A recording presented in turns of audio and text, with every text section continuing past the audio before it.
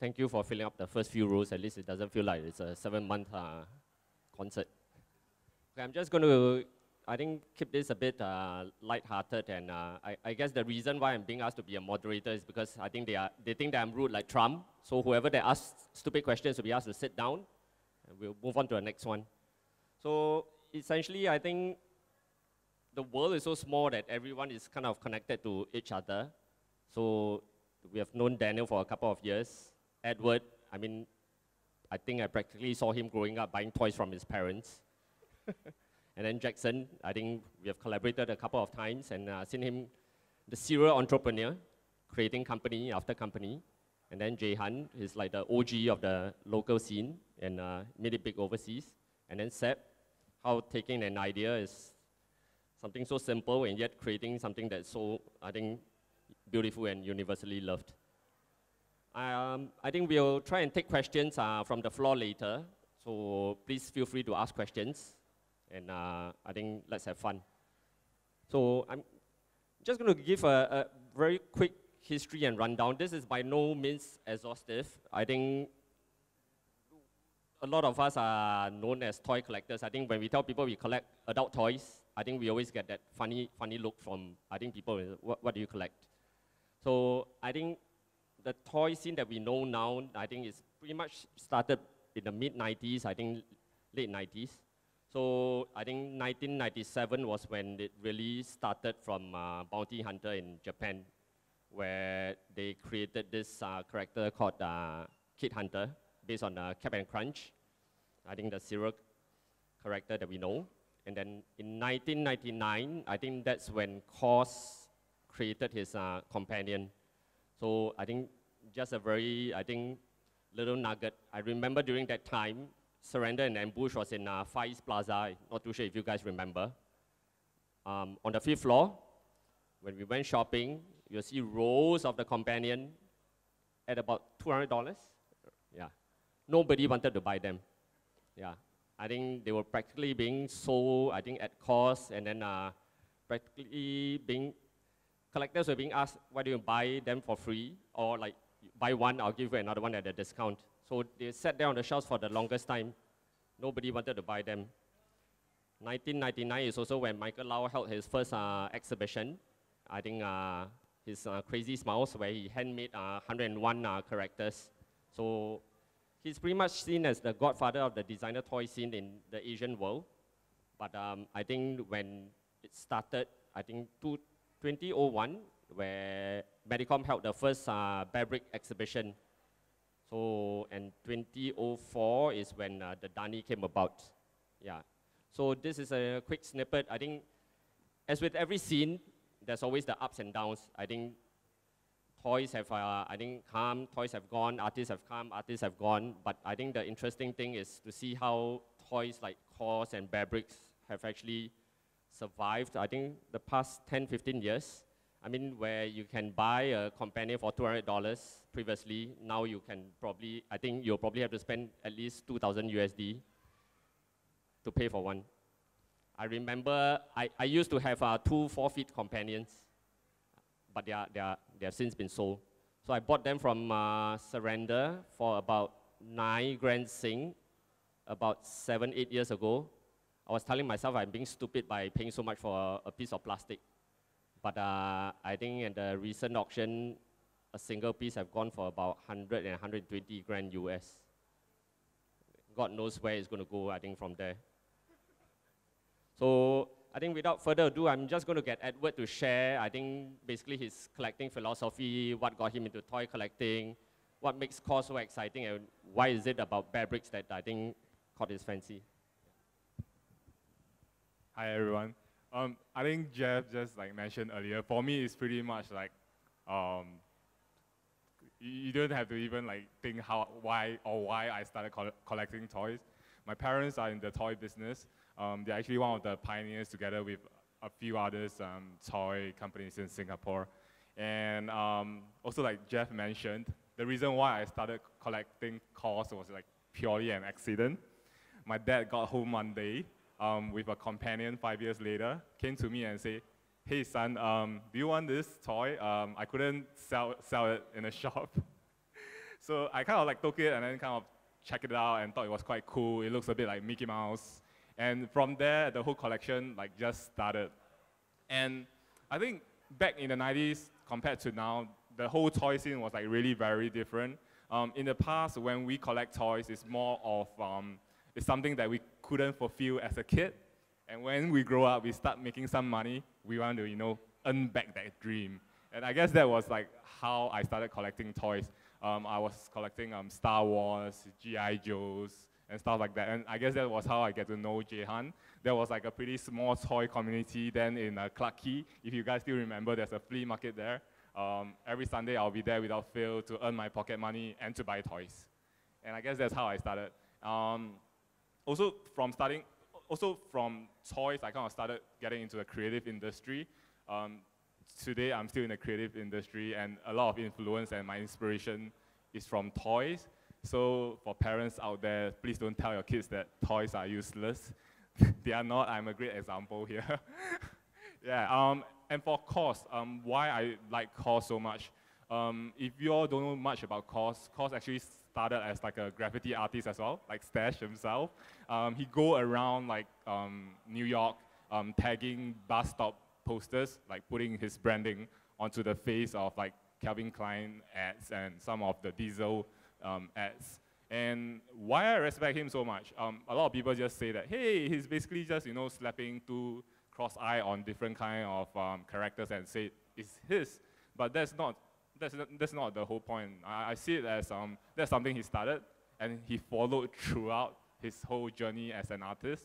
And I think that's quite respectable. And to follow your style right from the beginning, I think that says a lot about you as an artist as well, to follow your kind of whole craft and your identity. And I guess that's why I still follow KAWS until this day, because he never changed and I never changed. So I understand you also collect quite a fair bit of bear bricks as well. And what is it about the platform or I think the brand that I think is so alluring to you? I think a lot of people always like pop up this question asking like, hey, so do you think like KAWS or bear brick actually changed the toy industry? I don't think either or one did. I think art actually changed the whole toy industry. Come on, I mean, KAWS is such an established brand right now. If he collaborate with a toilet paper, I'm sure there will be like a queue tomorrow outside NTUC.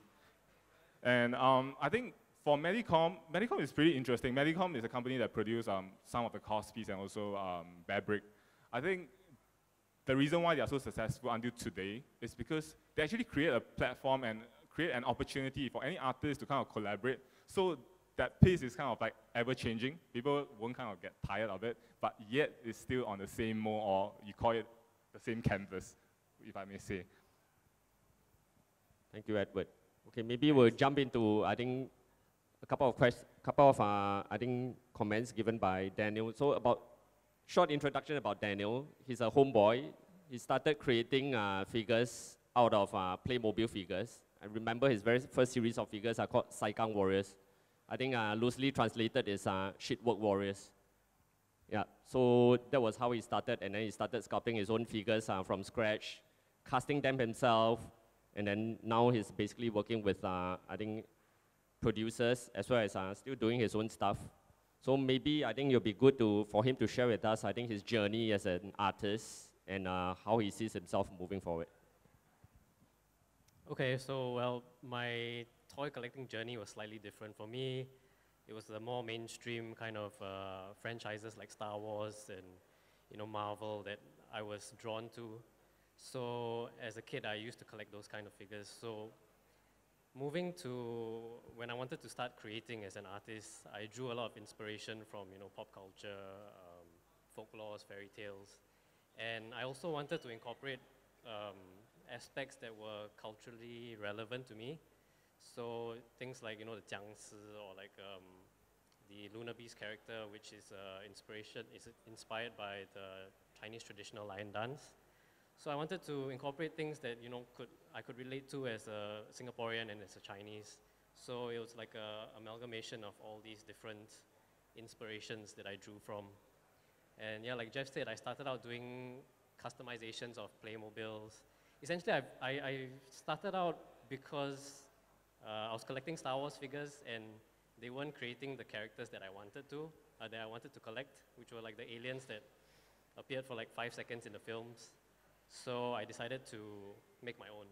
And that's how everything started. I started by kit bashing, swapping around the heads of various Star Wars characters.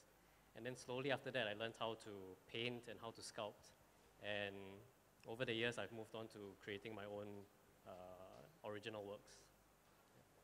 Daniel is actually, I think, one of the few full-time toy artists in Singapore. So what do your parents think of you getting a degree and not pursuing that dream of theirs and making toys instead? I must say they've been very supportive. At first, they didn't really understand what I was doing. You know, they were. Let me give you a bit of background. My degree is actually in business management. So when I graduated, I wanted to pursue something that was creative, and toy making had always been a hobby of mine. So I wanted to try and make that a career. So at the very beginning, my parents didn't really know what I was doing, and they didn't really understand.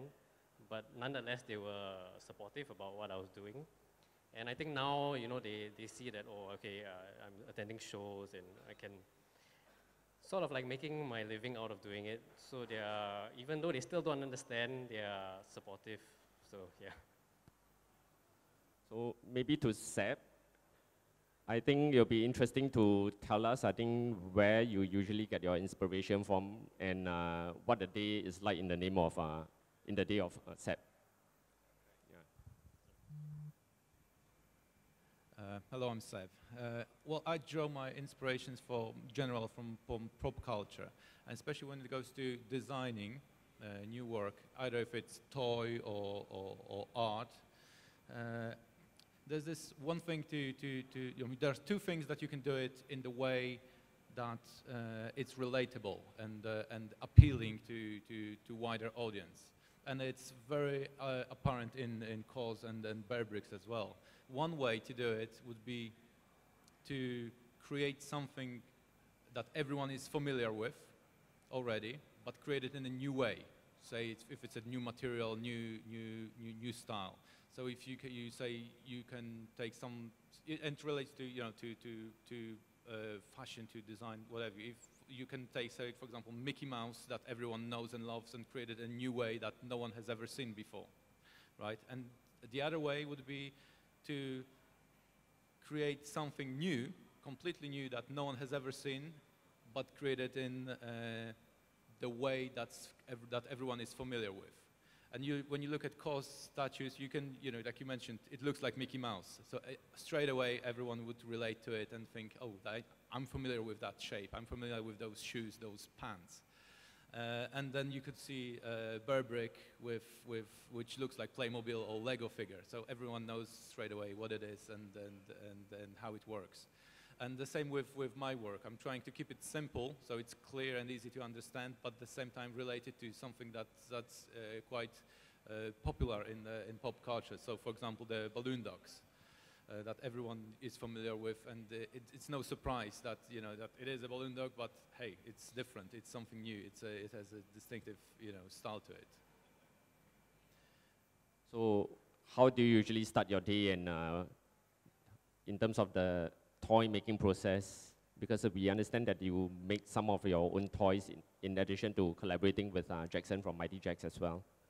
Well, usually, I mean, I have this technique that I developed called 100 ideas. So whenever I start with a new project, I would grab a notebook and try and draw 100 ideas for that design.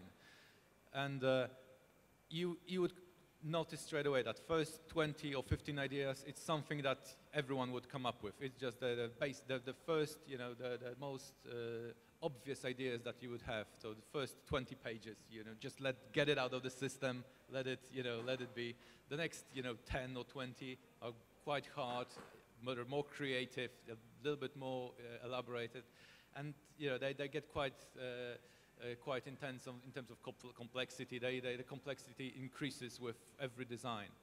Now, at some point, there's this moment when you would hit a block and can't come up with anything else, and then something weird happens. You would have a stupid idea. You would have a, you would make it weird and silly and funny, and that's when the new wave of creativity happens, and then you would start designing more and more until rarely would I reach the 100 ideas. I would probably end up at, 60 or sometimes 40, but within that pool of ideas, there's that couple of gems, those 3 or 4 that are really good and really appealing.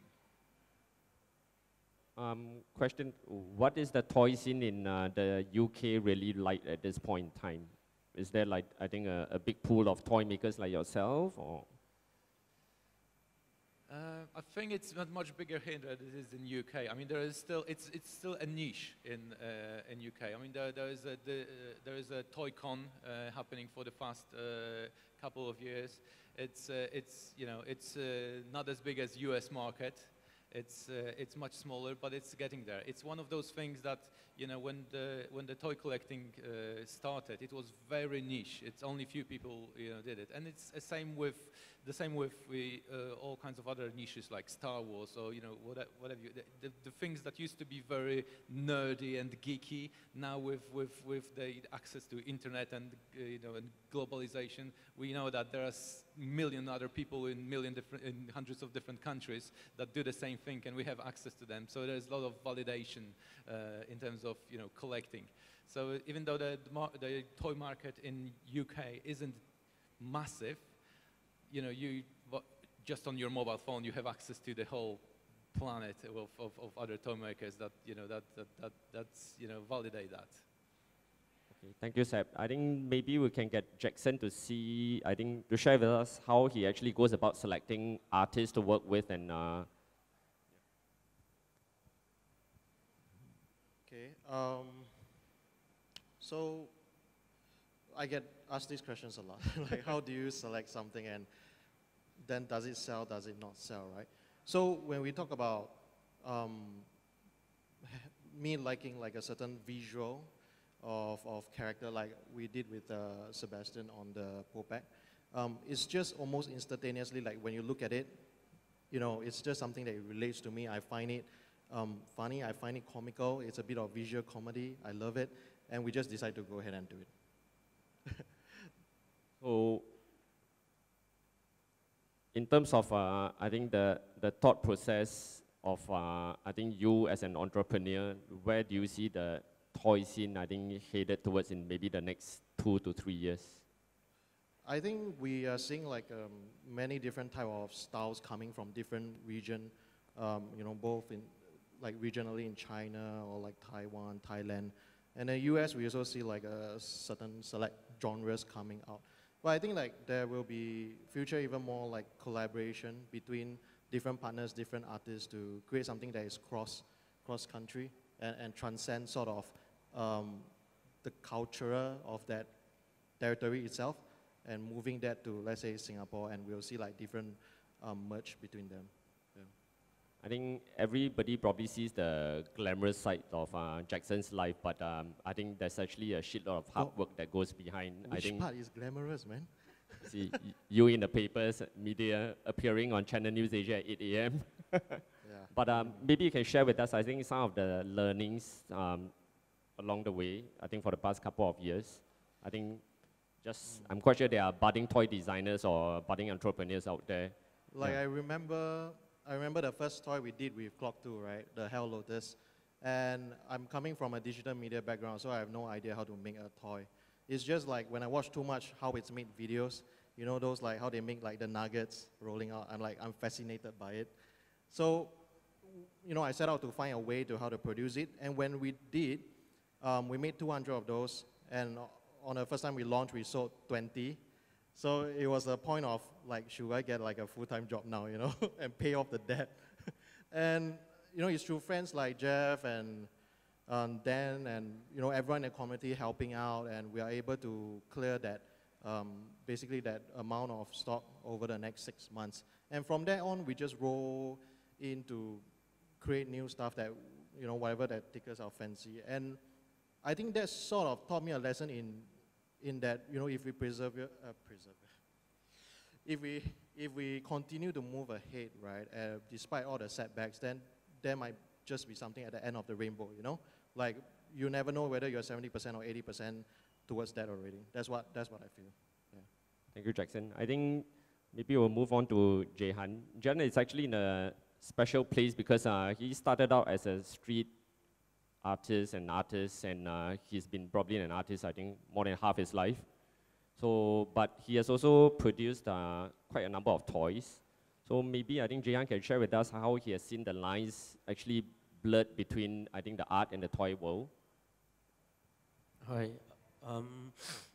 I think collecting toys actually shaped my whole practice, because I'm a sci-fi fan since young, and I watch a lot of Star Wars, Planet of the Apes, and a lot of American Chinese manga, and you know, a lot of my influences really come from toys and comics. And when this whole designer toy thing blew up, I was kind of surprised because I never really collected designer toys. Like, I collected a bit of art here and there. And yeah, and I think it's interesting how small toys actually is considered like small artworks. Because actually in art, when I do sculptures, I make very small maquettes, which is like a miniature before you scale it up. So even in the early days, I started sculpting from my bedroom. I used small sculpies and I shaped them. And like what Daniel said, even when I started, I was making bootleg like Hitler faces, Himmler, and making Star Wars characters that weren't available in the market. And then slowly, you know, I started developing my own stuff. So I think you have had quite a few collaborations with many brands recently. I think you recently did a collaboration with G-Shock as well. So I think it seems like a lot of the major brands of this world is coming into the art and the toy scene. I think, is this something that you think will basically carry on from here? And I think in the past, looking at artists that really influenced me, I would say like Futura and Stash sitting there, they are the pioneers that basically opened up this wave of collaborations. Before, you know, like art was in the art realm, and you know, toys and merchandise was in another realm. But these guys kind of started, like Stash started putting on his name on every single thing, like sneakers, toys. Like the first Medicom Kubrick that I had was actually a Stash Kubrick. And then, you know, I think basically the future will be a lot of art with merchandise. which is, I think, essentially what we are seeing with what KAWS is doing with Uniqlo. Yeah. So I guess, I think we'll be happy to take questions from the floor. Feel free to ask anything, personal or private. I think it doesn't matter, especially, yeah. Anyone? Questions? Great, no questions. Don't be shy.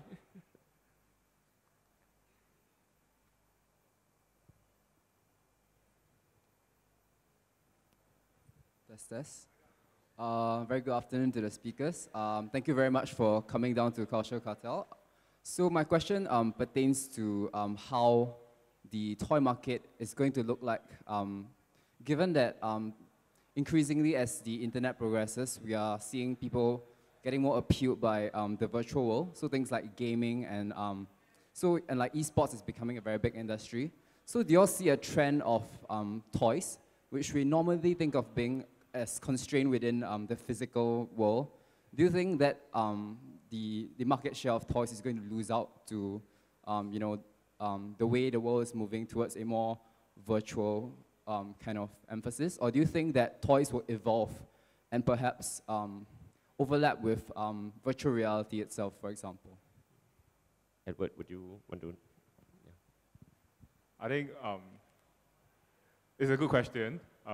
For me, actually, I'm basically researching on that. By the way, I work in Facebook as a creative. So if you look at this recent campaign, okay, firstly, let's answer your question first, whether toy will evolve in the future. I think toy as a form will continue to stay as it is, but how you market the toy or how you give extra like dimension to the toy, you can definitely play with. So for example, recently I think Fragment just collaborated with Pokemon. Yeah, so what they did was they actually launched Fragment, what do you call it, the apparel via the avatar. And when you manage to capture the Pokemon during the event, you get to get a special freebie. So I think toys will forever be toys, but it's just how are you gonna rebrand it?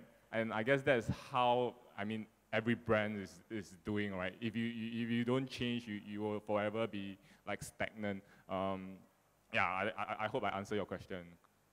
I think if I may jump in, I think I've been collecting toys for, I think, almost 25 to 30 years. So back then there wasn't this monster called the internet. So pretty much I think buying toys during that time was restricted to this magazine called Toy Shop. I think some of you are probably too young to know what it is. It's a fortnightly newspaper that was sent to us from the US. And then when we see stuff that we want to buy, we will note down and then we will fax our orders to the US. So usually, by the time we fax our orders, most of the items will be gone because the guys in the US would have bought everything. So in the rare occasion where we get a chance to buy something, it's like striking lottery.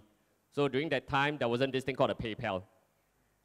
Doing bank transfer was a bitch and it was so troublesome. So what some of us did was to put cash inside storybooks and then you mail it to the sellers in the US. So if you are lucky, the money gets to them and then you wait for your toy to come. So basically, I think with internet and with eBay and with PayPal, it changed the whole game. So nothing is impossible now. With money, you can buy anything you want with the internet. But I think what it has also allowed is many artists to basically reach out to the rest of the world. I think take somebody like Seb sitting in the studio creating his stuff. I think without the internet, it's going to be so difficult for him to market to the rest of the world. So maybe you can share with us, I think, how it has allowed you to basically sell your toys all over the world. That's true. Internet helps a lot, definitely, with, you know, because just at the initial stage of production, I can bounce ideas. And like using Instagram, I've posted some of the sketches, and straight away I can get feedback of, you know, if what other people think. Although there have been quite a few designs that I did that, you know, didn't resonate with pretty much anyone, but it was something I wanted to do, and I wanted to get it out of the way. Because especially with creative process, you get stuck at some point. There's this one thing that you need to create just to get it out of the system, get it out of the way, and move on to the next thing. So that happened to me. But going back to the question about the video games and VR and all that stuff, I think, you know, even though that you can't see a lot of influences from video games in the toy market at the moment, I think the video games have quite short, apart from a few classic ones, they have quite short longevity. There's quite a lot of new stuff coming out all the time, and every year you have new additions, new better games, new video games. So we are getting nostalgic about the old ones, which I think at some point there will be this one player that is very well known that will start designing his work based on video games and just relate to the video games in some way, and all the players who follow him will appreciate it, and there will be a new breed of toys or statues that relate to the video games. But then again, there's this funny thing with designing toys that as long as it's, and you can see it in KAWS, Alex's face, in quite a lot of designers, when it's small, it's called a toy. Once it's 2 meters tall, it's art.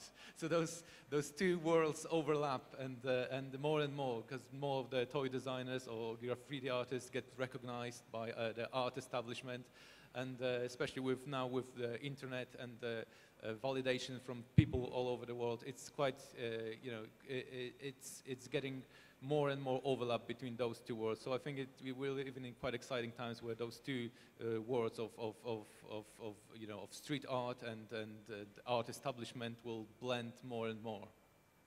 I think I'd just like to jump in as my 2 cents as a toy artist and a toy collector. The whole reason I became a toy artist is because there's just something about a tactile feel of a 3-dimensional object. When you hold it in your hand, and you're able to admire it from all angles. It's a quality that I feel that a virtual item cannot replace. So even though you have VR where you can see it from 360 degrees and all, you can't hold it, you can't admire it like a physical sculpture or a toy. So yeah, I don't think that VR, even though VR has got lots of benefits to it, technology has moved so far, over the last few years.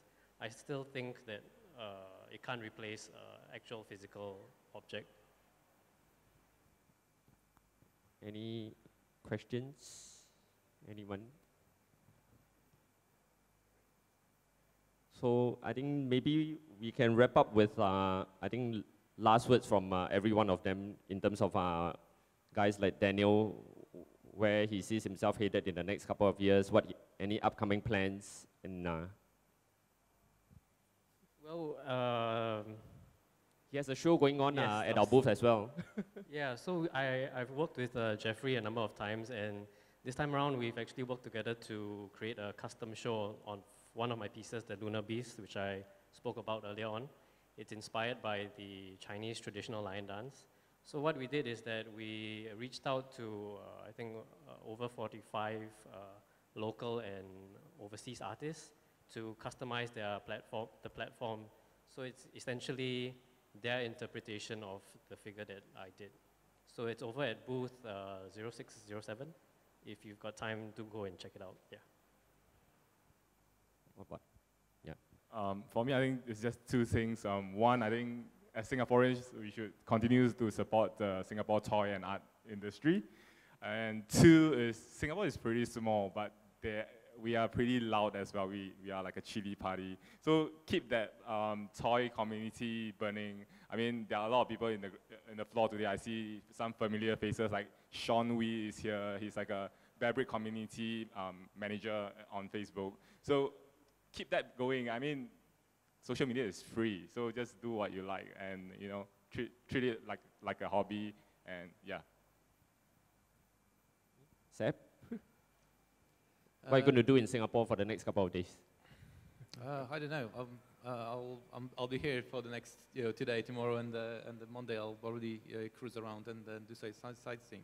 But the only last thing I wanted to say is that with so many different designs going on, there are even in the toy culture there are those little niches. So it's something that we should realize that not everything is for everyone. There are people who specialize in certain things, and there's quite a lot of toys that I just don't get. And then there's quite a lot of people just don't get what I'm doing. So it's just important to be respectful and keep in mind that not everything is for everyone. Jackson, yeah. I don't plan so much in ahead. So next year is what next year is, but in the immediate future is that we have Sebastian signing, we have Alex Face from Thailand who's doing a signing, and of course I'll be taking a nap. Yeah. Hi guys, let's go for lunch. Okay. Yep. Okay. Maybe just to sum it up, I think I can offer my 2 cents worth as a toy collector for the longest time. I'm probably old enough to be, I think, the dad to quite a number of you guys. I think the main thing is really to collect what you like, because I think the reason why the older KAWS toys are worth so much money is because nobody gave a shit about them when they were first launched, and you could buy them at cheap prices, and nobody expected them to be so expensive now. But at the end of the day, I think it's a very zen kind of point of view where you can't take away anything when you live this world. So really buy what you like and not what makes you look good online. I think no point buying something that gets you 100 or 200 likes for that post, and then you put it on the shelf and you don't even want to look at it at the end of the day. So really, I think just buy something that you can afford, buy something that makes you happy, and then move on to the next one. The thrill is really in the hunt, and really meeting great people, I think like these guys, and I think building a community. I think everyone talks about Singapore being a boring place, being a bad place for creative. I think there's really no other place that, I want to be at this point in time. We are in the best of both worlds. I think taking influences from the East and the best from the West. And I think creating the stuff that we can create and marketing to the world using, I think, social media and the internet. And I think last thing, the lives of artists are not as glamorous as what they see online. Yeah. So there's a lot of shit work that goes behind the scene, a lot of fulfillment, logistics, and answering to nasty emails. So please be nice to artists and be respectful to, I think, whoever you buy stuff from. And the guys will still be hanging out at the booths and around the area. If you are too shy to ask questions now, please feel free to come. And there's a legend in the crowd. Please take photos, take selfies, and get his signature, Mr. Stash. Yes. Sorry, there's some. Hi, good afternoon. I know that toy collecting is like investment to you. So what are some not so great investment in toys have you made? Edward? Wow, I'm getting like all the difficult questions. I think what Jeff said just now really make a lot of sense about don't buy it because you think you can make money out of it. I know a lot of people do that as a living. I tend not to kind of support that. Buy what you like because there's like never, the launch will never stop. Things will just keep launching. So it's very important to buy like, you know, what you like and don't matter about the price. If the price goes up, great, take it as like you strike 40 or something. If not, don't take it as like, oh, you know, it's a bad investment or what. Buy something that, I think how I choose to buy a toy is when I look at it, it makes me happy, it inspires me. I think that's the most important, and yeah. I mean, back to the question about investing, I mean, there are other better things that you can invest your money in because it's easier to buy toys and it's very difficult to sell them. I mean, trust me, I mean, I've experienced that. That's why I think buy what you like. I think at the end of the day, even if it's worth nothing, I think you're still happy having that piece of item that you have bought. I think, but if you buy something with a view of investing, you'll always be, I think, on the lookout for the next hottest thing. I think what is out there without thinking about, I think, what is something that you want to collect for yourself. And I think if you look at the trends of toy collecting, 9 out of 10 times if you buy something that you think is worth a lot of money, you'll probably end up losing money. And you'll probably end up hating what you have bought and dumping them at retail. If you can't dump them at retail, you'll probably end up giving away or selling them below cost. Yeah. We're all good? Thank you so much, everyone. Buy more toys. Yeah. Please support the artists. Thank you very much.